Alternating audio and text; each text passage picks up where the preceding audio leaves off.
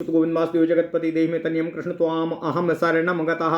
अथ श्री ब्रह्मांड महापुराणे मध्य भागे तृतीय उपोदघात पादे अमावसु वंशानुकीर्तनम नाम षट्षष्टितमो अध्यायः। सूतवाच ओम शिवाय।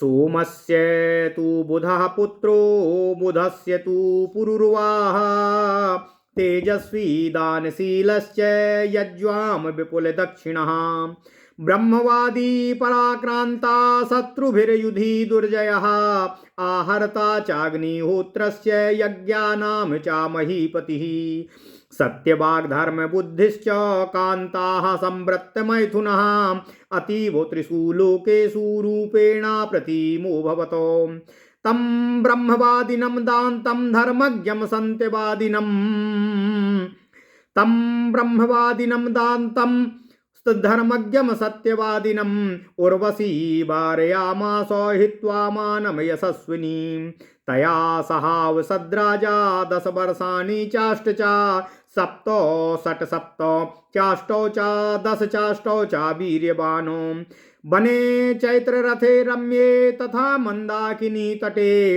अलकायां विशालायां नंदने चा वनोत्तमे गंधमादन पादेषु मेरु श्रृंगे नगोत्तमे उत्तरांश्च कुरून् प्राप्य कलापग्राममेव च। ओम नमः शिवाय। ओम नमः शिवाय। एतेषु वनमुख्येषु सुरैराञ्चरितेषु च एतेषु वनमुख्येषु सुरैराञ्चरितेषु च उर्वश्यां सहितो राजा रेमे परमया मुदा ऋषयः ऊचु गन्धर्वी चोर्वशी देवी राजानं मानुषं कथम् उत्सृज्य तं च सम्प्राप्ता तन्नो ब्रूहि च दुष्कृतम्।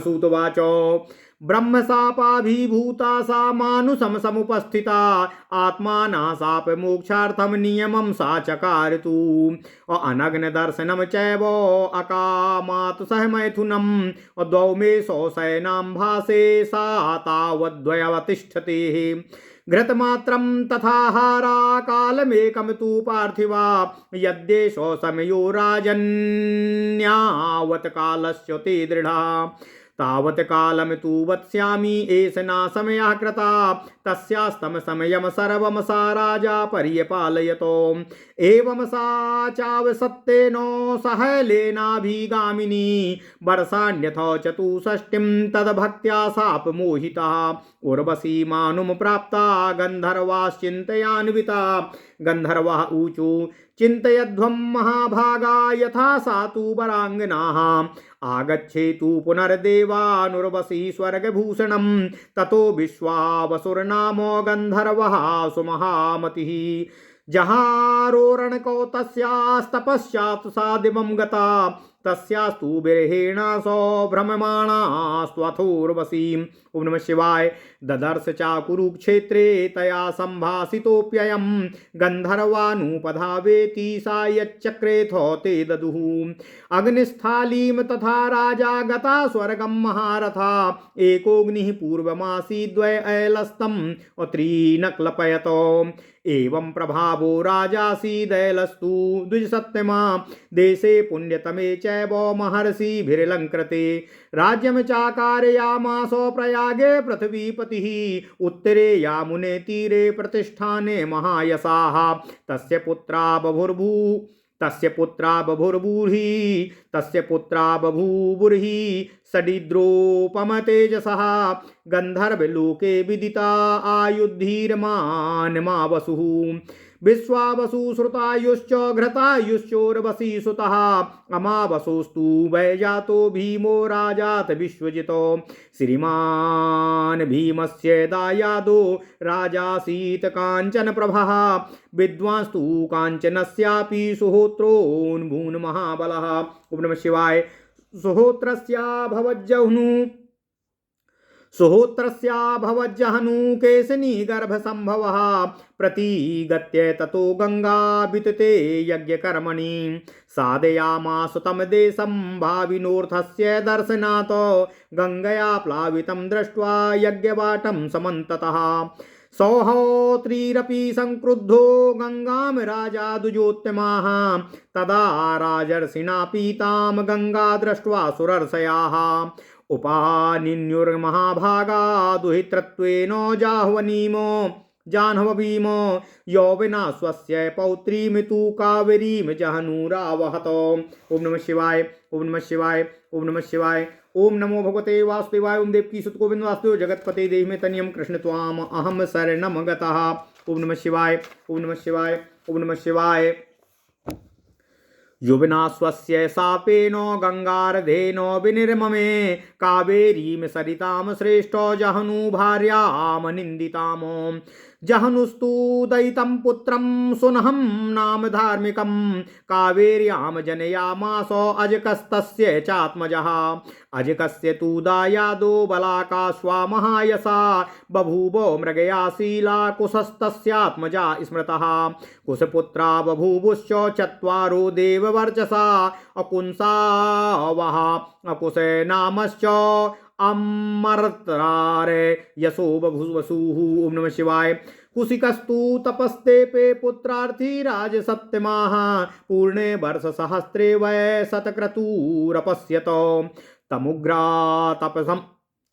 तमुग्रतापंस दृष्ट्वा सहस्राक्षा पुरंदरः समर्था पुत्रजनने स्वयमेवास्य शाश्वतः। पुत्रत्वं कल्पयामास स्वयमेव पुरंदरा गाधिनीमाभवत् पुत्रा कौशिकः पाकशासिना पौरुकुत्स्या भवद्भार्याः गाधेस्तस्यां जायत पूर्वं कन्या महाभागा नाम्ना सत्यवती शुभा। ताम गाधी पुत्र कामाय ऋषिकाय ददौ प्रभु तस्या प्रीतस्तु वै भर्ता भार्गवो भृगुनंदना। पुत्रार्थे साधयामास चरुम गाधेस्तथैव च अथावोचत प्रियाम तत्र ऋचिको भार्गवस्तदा। उपभोज्याश्चरुरयं त्वया मात्रा चाते शुभा तस्या उनिष्यते पुत्रौ दीप्तिमञ्छत्रयर्षभाः। अज्ञेयः क्षत्रियैर्युद्धे क्षत्रियर्षभूसूदना तवापि पुत्रां कल्याणी धृतिमन्तं तपोधनं। समात्मकं द्विजश्रेष्ठं चरूरे सौविधास्यति एवमुक्त्वा तु तां भार्यां ऋचिको भृगुनन्दनां। तपस्याभिरतो नित्यमरण्यं प्रविवेशः गाधी सदारस्तु तदा ऋचिकाश्रममभ्यगातो। तीर्थयात्रा प्रसंगेन सुतां द्रष्टुम नरेश्वरा चारुद्वयं गृहीत्वा तु ऋषे सत्यवती तदा।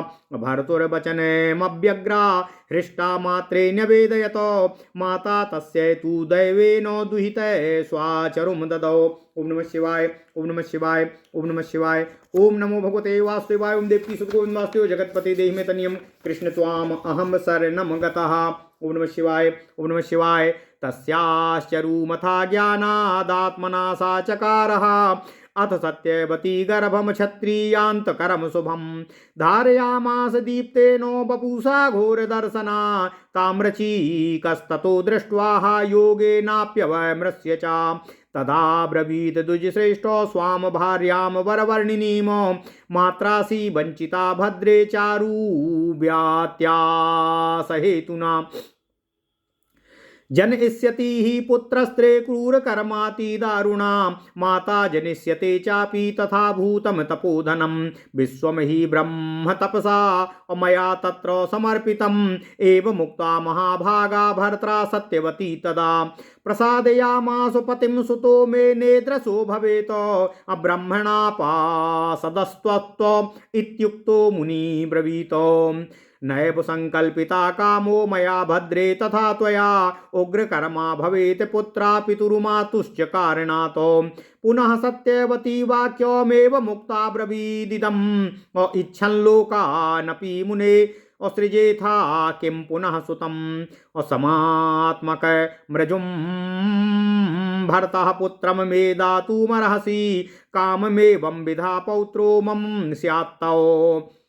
सुव्रताः यद्यन्यथा न शक्यम वै कर्तुमेव द्विजोत्तमे ततः प्रसादम करोत्सो तस्यास्तु तपसो बलात् पुत्रे नास्ति विशेषो मे पौत्रे वा वरवर्णिने त्वया यथोक्तं वचनं तथा भद्रे भविष्यति तस्मात् सत्यवती पुत्रं जनयामास भार्गवम् तपस्याभिरतं दातं जमदग्निं समात्मकम्। ओम नमः शिवाय।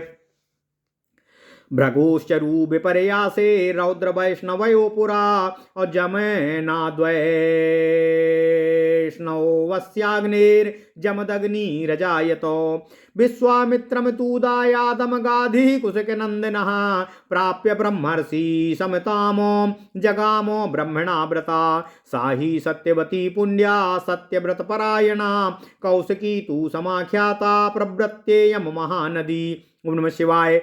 परिश्रुता महाभागा कौशिकी सरितांबरा इक्ष्वाकु वंश प्रभवो रेणुको नाम पार्थिवा तस्य कन्या महाभागा कमली नाम रेणुका रेणुकायाम कमल्याम तु तपोधृति समाधिना आर्चीको जनयामासो जमदग्निः सुदारुणम् और सर्वविद्यागतं श्रेष्ठं धनुर्वेदस्य पारगम् रामं क्षत्रियहन्तारं प्रदीप्तोमिव पावकम् औरवस्यैव मृचीकस्य सत्यवत्यां महामना जमदग्नेस्तपो वीर्यज्ञे ब्रह्मविदामुबरः मध्यमश्च सुनासेफो सुनः पुच्छ कनिष्ककः विश्वामित्रस्तु धर्मात्मा नाम्ना विश्वरथा स्मृता यज्ञे भृगुप्रसादेनो कौशिकान्वयवर्धिनः विश्वामित्रस्य पुत्रस्तु सुनासेफो भवन्मुनि हरिश्चंद्रस्य यज्ञे तु पशुत्वे नियता सा वै देवैर्दत्ता सुनासेफो विश्वामित्राय वै पुनः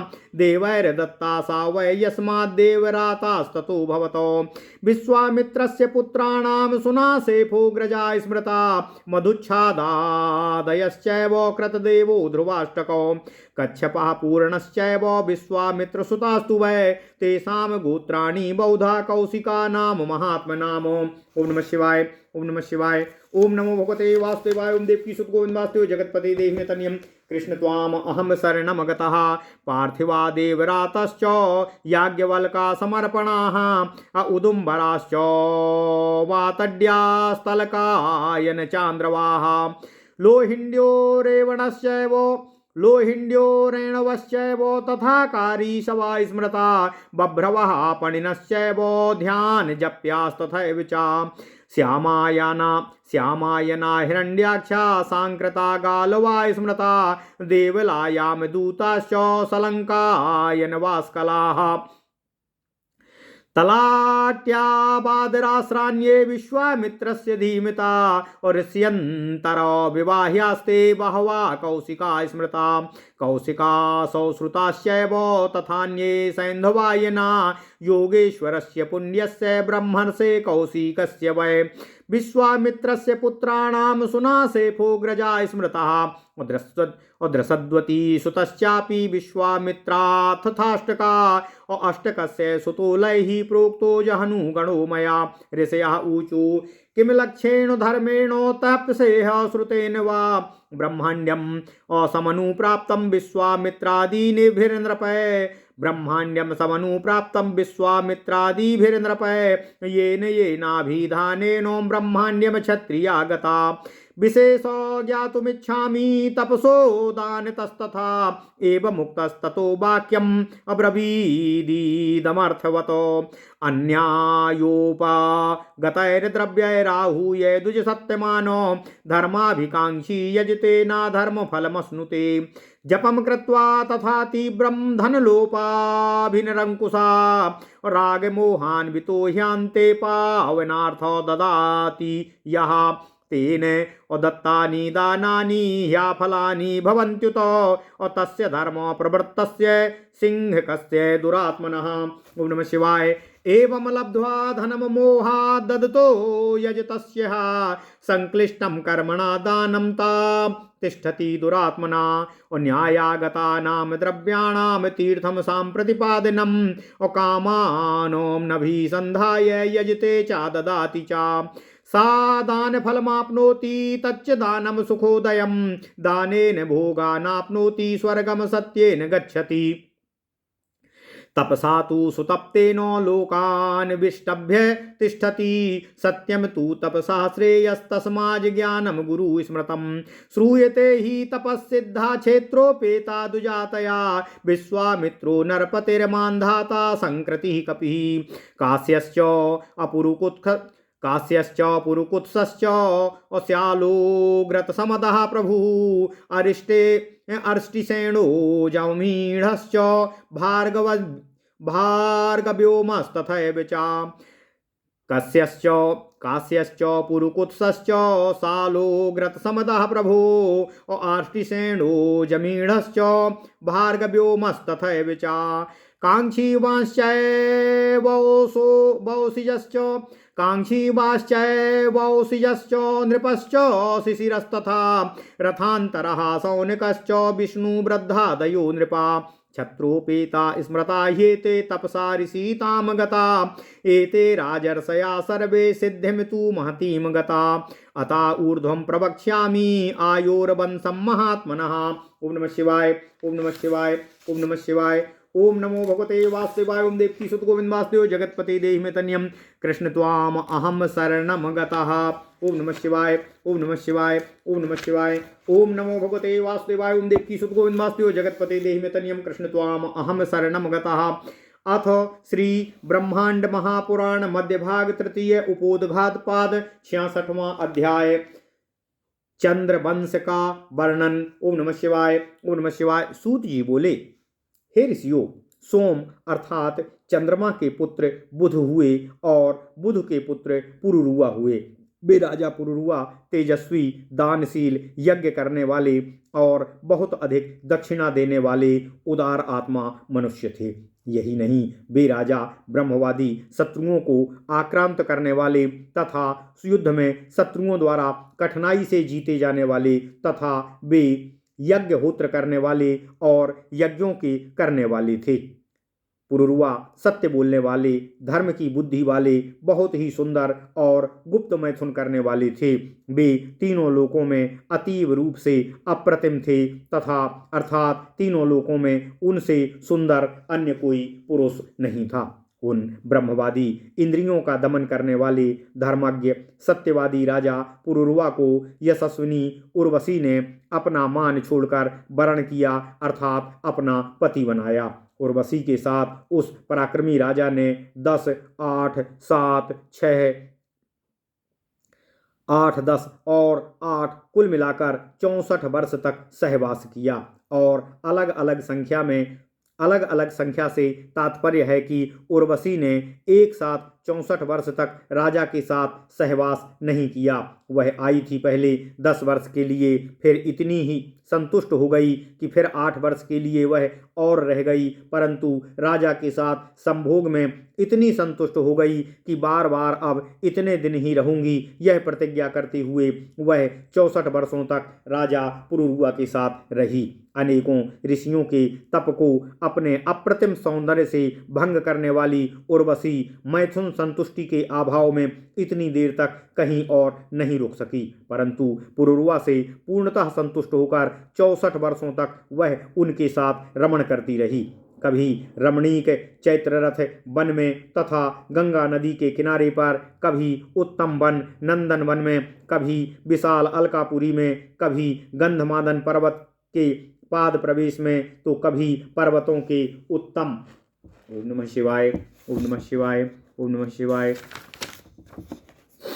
उत्तम सुमेरु पर्वत की घाटी पर, तो कभी उत्तर कुरु प्रदेशों को प्राप्त कर कलाप ग्राम में, कभी देवों द्वारा घूमने वाले मुख्य वनों में राजा पुरुरुआ के साथ परम आनंद से उर्वशी के साथ भाव विहार करती रही। ओम नमः शिवाय। ऋषियों ने पूछा, हे बहुश्रुत सूत जी, गंधर्व राजपुत्री दिव्य गुण संपन्न उर्वशी ने सब देवों को छोड़कर मनुष्य पुत्र राजा पुरुरुआ को पति रूप में क्यों वरण किया, यह हमें बताने की कृपा कीजिए। सूत जी ने कहा कि ब्रह्म शाप से अभिभूत होकर उर्वशी ने मनुष्य को वरण किया। उसके शाप से छुटकारा पाने के लिए इस नियम का पालन किया गया था। उसने राजा से यह शर्त रखी थी कि हे राजन, मैथुन के अवसर के अतिरिक्त मैं कभी भी अकामावस्था में आपको नग्न नहीं देखूंगी। हमारी सैया के पास में 2 भेड़ें सदैव बंधे रहेंगे तथा मैं केवल एक समय घृत का आहार करूंगी। हे राजन, जब तक आप मेरी इन शर्तों का नियमतः पालन करेंगे तब तक मैं आपके पास रहूंगी। मैंने यह आपसे प्रतिज्ञा की है। इस प्रकार उसकी सब प्रतिज्ञा का पालन राजा पुरुरुआ ने नियमानुसार किया। उस प्रकार उस राजा पुरुरुआ ने उसकी उस प्रतिज्ञा का जब तक अक्षरशः पालन किया तब तक वह राजा के साथ लगातार रही। इस प्रकार ब्रह्मशाप से मोहित वह उर्वशी 64 वर्षों तक भक्तिपूर्वक राजा पुरुरुआ के साथ रही। उधर उर्वशी ने मनुष्य को प्राप्त कर लिया, यह सोचकर गंधर्व लोग चिंतित हो गए। गंधर्वों ने कहा, हे महाभागो, स्वर्ग की भूषण है उर्वशी, वह पुनः देवताओं को प्राप्त हो जाए, उनके पास आ जाए, यह आप लोग सोचिए और इसके लिए प्रयत्न कीजिए। उसके बाद अच्छी और महती बुद्धि वाले विश्वावसु नामक गंधर्व ने उपाय सोचकर उस उर्वशी के दोनों भेड़ों को चुरा लिया। तब क्योंकि वह उर्वशी उन भेड़ों को पुत्र के समान मानती थी, इसलिए वह राजा को छोड़कर स्वर्ग चली गई। उस उर्वशी के विरह के कारण उस उर्वशी को खोजते हुए राजा पुरुरुआ ने उस उर्वशी को कुरुक्षेत्र में पाया। वहां पर वह प्लक्ष द्वीप में गंधर्व कन्याओं के साथ स्नान कर रही थी। राजा उसको पाने के लिए बेचैन हो गए। उसने राजा से कहा कि अब मेरे पास रहना चाहते हो तो आप गंधर्वों का अनुसरण करो। तब उसने जो कहा सो किया और गंधर्वों ने उन्हें अग्नि की थाली दिया। उस अग्निस्थाली के साथ महारथी राजा स्वर्ग में आए। उस समय पूर्व काल में एक ही प्रकार की अग्नि थी, अतः उस अग्नि को पुरुरुआ ने 3 भागों में विभक्त कर दिया। हे ब्राह्मणों, इस प्रकार का प्रभाव राजा पुरुरुआ का था। इस प्रकार महर्षियों से अलंकृत पुण्यतम देश प्रयाग में राजा पुरुरुआ ने राज्य किया। उन महायशस्वी राजा पुरुरुआ की राजधानी उत्तर यमुना के किनारे प्रतिष्ठानपुरी में थी। उस राजा को इंद्र के समान महापराक्रमी 6 पुत्र हुए। गंधर्व लोक में आयु, धीमान, अमावसु, विश्वासु, शतायु तथा घृतायु ये उर्वशी के पुत्रों के नाम थे। अमावसु के पुत्र राजा भीम हुए जो विश्व विजयी राजा हुए। उस भीम के उत्तराधिकारी परम यशस्वी राजा कांचन प्रभु हुए। कांचन प्रभु के पुत्र महान बलवान विद्वान राजा सुहोत्र हुए।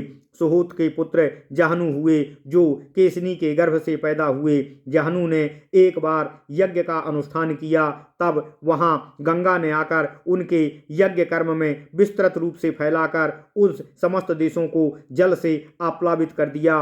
तब गंगा के द्वारा यज्ञ वाटिका को चारों ओर से डूबा हुआ देखकर सुहोत्र पुत्र जहनु बहुत क्रोधित हुए और क्रुद्ध जहनु ने गंगा को पी लिया। तब देवों और ऋषियों ने गंगा को पिया हुआ देखकर गंगा को उनकी कन्या के रूप में अर्पित किया। ओम नमः शिवाय, ओम नमः शिवाय, ओम नमः शिवाय, ओम नमो भगवते वासुदेवाय, ओम देवकी सुत गोविंदवास्तु जगतपति देहि में तनियम कृष्ण त्वाम अहम शरणम गता। तभी से गंगा का नाम जाह्नू की पुत्री मान लिए जाने के कारण जाह्नवी पड़ गया। राजा यौवनाश की पोती कावेरी को जाह्नू ने पत्नी के रूप में स्वीकार किया। यौवनाश के शाप से उसने गंगा का निर्माण किया था। जाह्नू की भार्या कावेरी नदियों में श्रेष्ठ एवं प्रशंसा करने योग्य गुणों वाली है। जाह्नू ने कावेरी में परम धार्मिक सुनह नामक पुत्र को उत्पन्न किया। जाह्नू ने कावेरी में अजक को जन्म दिया। अजक का पुत्र महायशस्वी राजा बलाकासु हुए। बलाकासु के मृगयासीन राजा हुए। कुश के कुशाश्व, कुशनाभ, अमूर्तरयस और वसु वेद ज्ञान में परम यश प्राप्त करने वाले 4 पुत्र हुए। राजश्रेष्ठ कुशिक अर्थात कुशाश्व ने पुत्र के लिए तप किया। 1000 वर्ष पूरे होने पर इंद्र ने देखा। तब 1000 नेत्र वाले इंद्र उस उग्र तप को देखकर स्वयं ही को नित्य एवं जनन में समर्थ समझकर राजा का पुत्रत्व स्वीकार किया। यहाँ पर यह भी ध्वनित होता है कि इंद्र द्वारा ही उनको पुत्र प्राप्त हुआ। यहाँ इंद्र द्वारा उनकी पत्नी के साथ संभोग की गंध भी झलकती है। फिर उन राजा कुशिक के गाधी नामक पवित्र शासन करने वाले राजा हुए, जो कुशिक के पुत्र होने के कारण कौशिक कहे गए। पुरुकुत्स की पुत्री उन राजा गाधी की पत्नी बनी। उन पत्नी के गर्भ से पहले सत्यवती नामक महाभाग्यशाली शुभ पुत्री उत्पन्न हुई। उस सत्यवती नामक कन्या को राजा गाधी ने स्वयं पुत्र को प्राप्त करने के लिए ऋचिक ऋषि को दे दिया, ताकि वे राजा को पुत्र होने का आशीर्वाद दे सकें। तब उन सत्यवती के प्रिय पति भरद्वाज वंश के ऋषि ऋचिक हुए। गाधी को पुत्र पैदा करने के लिए ऋचिक ऋषि चरु सिद्ध किए। उसके बाद वहां ऋचिक ऋषि ने अपनी पत्नी सत्यवती से कहा कि इन चरु को तुम और तुम्हारी माता द्वारा भोग किया जाना है, अर्थात तुम और तुम्हारी माँ इन चरुओं का भोग करे, तब तुम्हारी माता इस चरु को खाकर कांतिमान श्रेष्ठ क्षत्रिय पुत्र को जन्म देगी, जो युद्ध में क्षत्रियों द्वारा अजेय होगा और क्षत्रित्व शत्रुओं को जीतने वाला होगा। फिर उन्होंने अपनी पत्नी सत्यवती को भी कहा कि हे प्रिय, हे कल्याणी, तुम भी इस चरु का भोग कर धैर्यवान तपस्वी पुत्र को प्राप्त करोगी, तथा तुमको दिया गया ये चरु शांति प्रधान श्रेष्ठ ब्राह्मण को जन्म देने वाला होगा। अपनी पत्नी सत्यवती से ऐसा कहकर भृगुनंदन ऋचिक ऋषि तपस्या के लिए अभिरत होकर वन की ओर प्रस्थान कर गए। उसके बाद राजा गाधी तीर्थ यात्रा करने के क्रम में पुत्री को देखने अपनी पत्नी के साथ महर्षि ऋचिक के आश्रम में आ गए। तब ऋषि पत्नी सत्यवती ने दोनों चरुओं को ग्रहण कर पति के वचन से व्यग्र और प्रसन्न होकर माता से निवेदन किया और माता को एक चरु दिया। माता ने भी उस अपनी पुत्री को चरु दिया। इसके बाद प्रसन्नता से हड़बड़ी में सत्यवती ओम नमः शिवाय, ओम नमः शिवाय, ओम नमः शिवाय, ओम नमः शिवाय, सत्यवती ने अपना चरु माँ को दे दिया और माँ का चरु स्वयं ही ग्रहण कर लिया। इसके बाद सत्यवती ने क्षत्रियों का नाश करने वाले प्रकाशमान शरीर वाले तथा घोर दिखाई देने वाले शुभ गर्भ को धारण किया। उसके बाद ऋचिक ऋषि ने अपनी योग विद्या से देखकर और यह जानकर कि इनके गर्भ में ब्राह्मण का अंश पल रहा है, तब विचार करके उन द्विज श्रेष्ठ ऋषि ने अपनी बरवर्णिनी पत्नी से कहा, हे भद्रे, तुमने चरुओं का परिवर्तन अर्थात अदला बदली कर दिया है।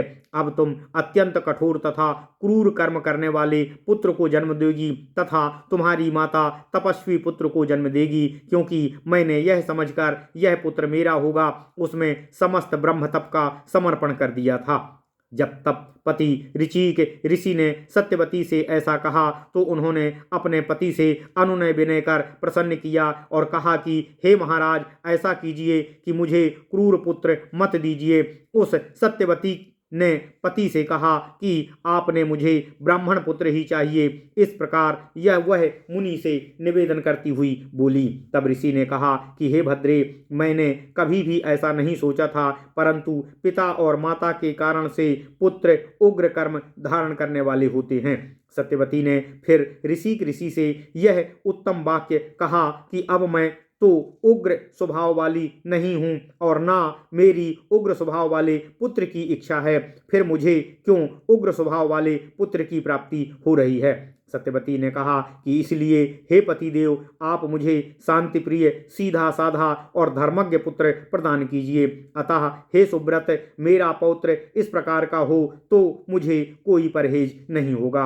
हे द्विजोत्तम, यदि आपका वचन अन्यथा नहीं हो सकता तो मुझे पौत्र इस प्रकार का उग्र दीजिए। उसके बाद उन महर्षि ऋषिक ने तप के बल से उस सत्यवती को प्रसन्न कर लिया और कहा कि हे बरवर्णिनी, पुत्र अथवा पौत्र में कोई मेरा विशेष कथन नहीं है। अतः हे भद्रे, तुमने जो कहा कि पुत्र क्रूर ना हो परंतु पौत्र हो जाए, तो ये तो कोई बात नहीं हुई। अतः तुमने जो यह वचन मांगा है वही होगा। इसी प्रकार से सत्यवती ने तपस्या में लगे रहने वाले, इंद्रिय पर दमन करने वाले, शांत स्वभाव वाले भार्गव पुत्र जमदग्नि को जन्म दिया। भृगु ऋषि के दिए गए चरु के बदल जाने से, प्राचीन काल में रौद्र और वैष्णव के मेल से, वैष्णव अग्नि के जमने से जमदग्नि उत्पन्न हुए, क्योंकि वे चरु के उग्र स्वभाव तथा माता के शांत स्वभाव से मिलकर उत्पन्न हुए थे। उधर गाधी की पुत्री सत्यवती की मां ने ब्रह्मव्रती कुशिक सुत गाधी महर्षि की समता वाले विश्वामित्र को प्राप्त कर चले गए। वह सत्यव्रत परायण पुण्यशालिनी सत्यवती कौशिकी इस नाम से विख्यात हुई और यह महानदी में प्रवृत्त हो गई। यह महाभागा कौशिकी नाम की नदियों में श्रेष्ठ महानदी कही गई। उधर इक्ष्वाकु वंश में उत्पन्न रेणुका नामक राजा हुए। उनकी कमली नाम की कन्या थी, जिसे रेणुका की पुत्री होने के कारण रेणुका कहा गया। रेणुक की पुत्री होने के कारण रेणुका कहा गया। रेणुक पुत्री रेणुका अर्थात कमली ने ऋचिक पुत्र जमदग्नि ने समस्त विद्याओं के अंत तक जाने वाले धनुर्वेद में पारंगत जलती हुई अग्नि के समान क्षत्रियों को मारने वाले बहुत उग्र स्वभाव वाले पुत्र परशुराम को जन्म दिया। और जिनको भृगु ऋषि भी कहा गया है, उनके पुत्र ऋचिक ऋषि ने अपनी तपस्या के पराक्रम से सत्यवती में ब्रह्म विद्या जानने वाले में श्रेष्ठ जमदग्नि को जन्म दिया और फिर उनके माध्यम से सुनह सेप हुए तथा सब में छोटे पुत्र सुनह पुच्छ हुए। इस प्रकार जमदग्नि के 3 पुत्र हुए। उधर कुशिक पुत्र कौशिक गाधी ने महात्मा भृगु ऋषिक के प्रसाद से कौशिक वंश की वृद्धि करने वाले विश्वरथ नाम के महात्मा विश्वामित्र को जन्म दिया। विश्वामित्र के पुत्र तो सुनहसेप मुनि हुए। राजा हरिश्चंद्र के यज्ञ में वे सुनहसेप पशुत्व को प्राप्त हुए, अर्थात पशु बन गए। उसके बाद वे सुनहसेप देवताओं द्वारा विश्वामित्र के लिए दे दिए गए। फिर देवताओं द्वारा दिए गए वे सुनहसेप देवों द्वारा दिए जाने के कारण देवरात कहे गए। इससे सिद्ध होता है कि वे पुत्र तो ऋचिक के ही थे, परंतु विश्वामित्र को दिए जाने के कारण विश्वामित्र के पुत्र माने गए। अब विश्वामित्र के पुत्रों में सुनहसेप सबसे बड़े पुत्र स्मरण किए गए। मधुच्छंद आदि कृत और देव और ध्रुव और अष्टक आदि भी उनके पुत्र हुए। कच्छप और पूर्ण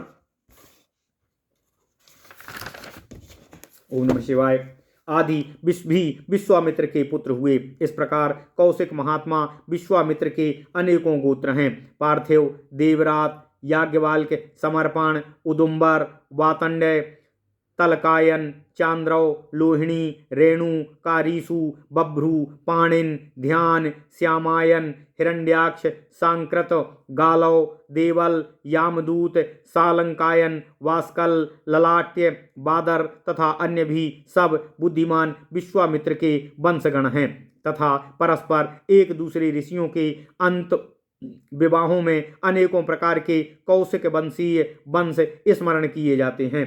इसके अतिरिक्त कौशिक, सौश्रुत तथा सैंध, वायन, पुण्य, योगेश्वर ब्रह्मर्षि विश्वामित्र के गोत्र हैं।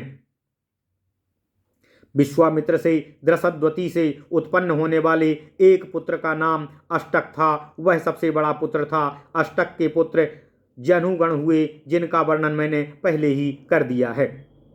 ऋषियों ने सूत जी से कहा, इस लोक में उत्पन्न होकर विश्वामित्र आदि क्षत्रिय राजाओं ने किस प्रकार के धर्म, तप अथवा ज्ञान द्वारा ब्राह्मणत्व को प्राप्त किया। जिन जिन सत्कर्मों द्वारा अथवा दान द्वारा वे क्षत्रिय लोग ब्राह्मण हुए, उसको विशेष रूप से हम लोग जानना चाहते हैं। ऋषियों ने जब इस प्रकार पूछा, तब सूत जी यह सार्थक वाणी बोले कि अन्यान्य से इकट्ठा किए गए धन द्वारा धर्म की आकांक्षा से अच्छे अच्छे विद्वान ब्राह्मणों को बुलाकर वे यज्ञ आदि सत्कार्य करते रहे।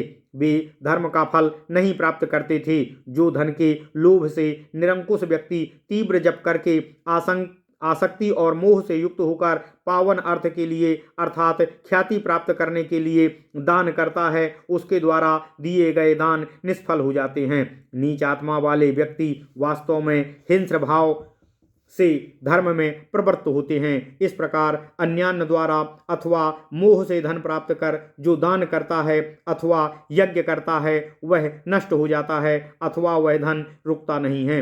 इसलिए न्याय से प्राप्त धनों का जो तीर्थों में संप्रतिपादन करते हैं अर्थात जो पात्र को दान देते हैं तथा अपनी इच्छाओं की पूर्ति के लिए किसी प्रकार का षड्यंत्र नहीं रचते अर्थात किसी भी कार्य में उनका उद्देश्य स्वार्थपरक नहीं होता है, परार्थ हानिपरक नहीं होता है, ऐसे व्यक्ति जो यज्ञ करते हैं और दान देते हैं वे ही दान के वास्तविक फल को प्राप्त करते हैं तथा वही दान सुख समृद्धि और शांति को प्रदान करने वाला होता है।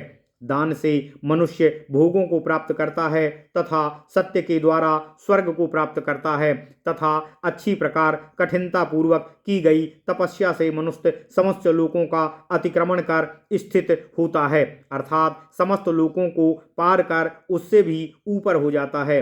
इसलिए तपस्या से सत्य श्रेयस्कर है। उस सत्य से बड़ा ज्ञान कहा गया है। सुना जाता है कि सवर्ण क्षत्रियों ने तप से सफलता प्राप्त की। नरपति, विश्वामित्र, मानधाता, संकृति, कपि, कास्य, पुरुकुत्स, सल, राजा, मृत्समत, अर्ष्टिसेन, आजमीढ़, भार्गव्य, उस कवीक्ष, औसेज, शिशिर, रथांतर, सौनक, विष्णुवृद्ध आदि ये सभी राजा क्षत्रिय थे परंतु अपने तप के प्रभाव से ऋषिता को प्राप्त हुए अर्थात ऋषि हो गए। इन सभी राजर्षियों ने महती सिद्धि को प्राप्त किया। अब मैं उसके बाद आयु के वंश का वर्णन आप लोगों से करूंगा। ओम नमः शिवाय। इति श्री ब्रह्मांडे महापुराणे वायुप्रोक्ते मध्यभागे तृतीय उपोद्घातपाते भार्गव चरिते अमावसु वंशानुकीर्तनम नाम षष्टितमो अध्याय। इस प्रकार श्री ब्रह्मांड महापुराण वायु प्रोक्त मध्य भाग तृतीय उपोद्घातपाद का 66वां अध्याय चंद्रवंश का वर्णन पूर्ण हुआ। ओम नमः शिवाय। ओम नमः शिवाय। ओम नमः शिवाय। ओम